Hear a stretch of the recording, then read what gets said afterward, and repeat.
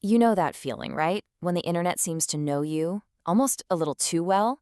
It knows what you want to buy, what you're thinking about, maybe even before you do. Well, today we're going to pull back the curtain on the massive economic engine that powers our digital world and really dig into the hidden mechanics that make it all tick. I mean, we've all been there. You're chatting with a friend about, I don't know, wanting to go camping, and then bam, your feeds are just flooded with ads for tents and hiking boots. It's just uncanny. And it always leads to that same slightly paranoid question, is my phone actually listening to every single word I say? Well, here's the twist.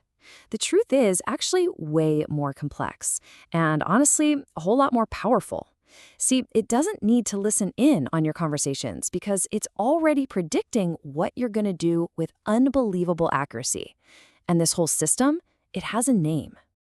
Welcome to the era of surveillance capitalism. Now, this is not your grandparents' capitalism, not even close.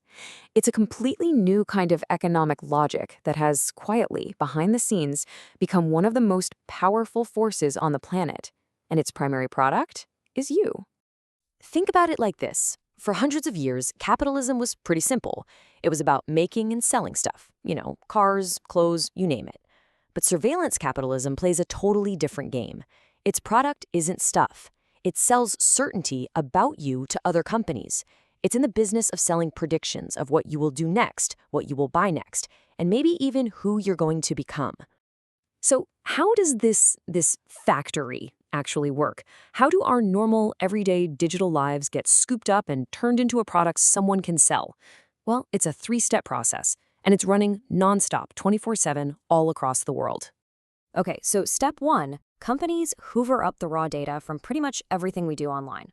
Then, step two, super powerful algorithms crunch all that data to build what are called predictive assets. These are just incredibly accurate models of our future behavior.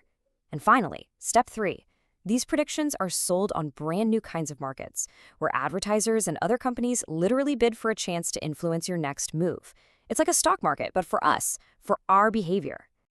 Now, the secret sauce for this entire system is something called behavioral surplus. Let me break that down. It's all the data you create that isn't really needed for the service you're using. Like when you type a search into Google, the words you type, that's necessary data. But the time you hesitate before hitting enter, the other links you almost clicked, how fast you scroll, where you are when you're searching, that's all surplus. And this surplus, my friends, is the new gold. It's the oil of the 21st century.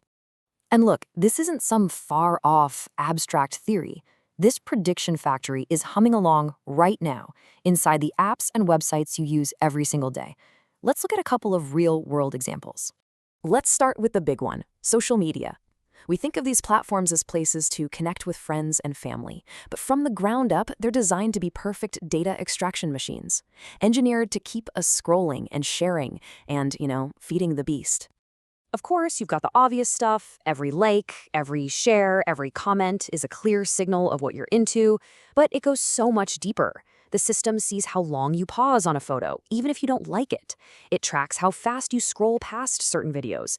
All of this behavioral surplus gets collected to build a profile of you that is so detailed, it's frankly mind-boggling. All right, but it's not just social media. What about search engines? We think of them as these neutral tools, right?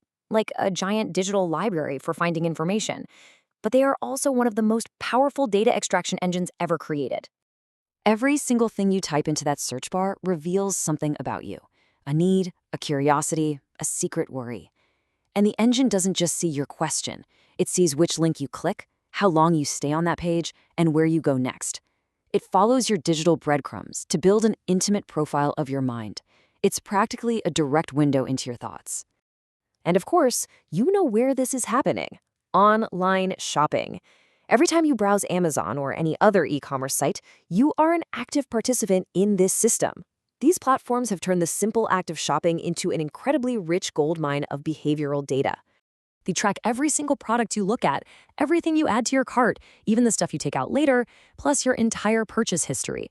This creates this incredibly detailed map of you as a consumer. And this data isn't just used to recommend another pair of shoes, it's used to predict your future buying habits with startling accuracy. So we get all these amazing digital services for free. Sounds great, right? But this whole system comes with some pretty heavy costs. costs that aren't listed on any price tag. The real price is paid in things like our privacy, fairness, and maybe even our own free will. This is where it gets a little scary. At the very heart of this is the slow erosion of our personal autonomy. See, the system isn't happy to just predict our behavior. Its real goal is to shape it through constant, subtle little algorithmic nudges, like that perfectly timed notification or that "you might also like" suggestion. It gently steers us toward actions that are profitable, blurring the line between what we choose and what we're told to choose. This all leads to a really powerful idea called the digital panopticon. Imagine being in a prison where you know you might be watched at any moment, but you never know for sure. How would you act? You'd start policing your own behavior, right? You'd become more conforming, less likely to do or say anything out of the ordinary. That's the chilling effect this constant monitoring can have on our freedom of expression. And the costs to society as a whole? They're staggering. We're seeing the total erosion of privacy, algorithms with built-in biases that make inequality worse, and our public conversations being sliced up into personalized filter bubbles. And here's the kicker. The very same tools used to sell you sneakers can be, and are, used to influence elections, which poses a very real threat to our democratic process. Wow. Okay. I know that all sounds pretty bleak. It's a lot to take in. But the story isn't over, not by a long shot. The conversation about what to do and how to deal with the challenges of surveillance capitalism is getting louder every single day. So let's look at what comes next. So, what can we actually do about it? Well, it seems to boil down to three main paths forward. First, you've got robust government regulation, like the GDPR laws in Europe, which try to treat data protection as a basic human right. Second, there's a growing movement for more ethical design inside these tech companies to shift the focus from pure profit to what's actually good for us, the users. And finally, and this one is so important, we have to empower ourselves with data literacy so we can all understand what's going on and fight for our own digital rights. So ultimately, we're living in a new world. It's a world where our personal experiences have been turned into a raw material, and our future is something that can literally be bought and sold on a market. And that leaves us with one final and really crucial question to think about. As we move forward in this new economy, who gets to decide what our future is worth?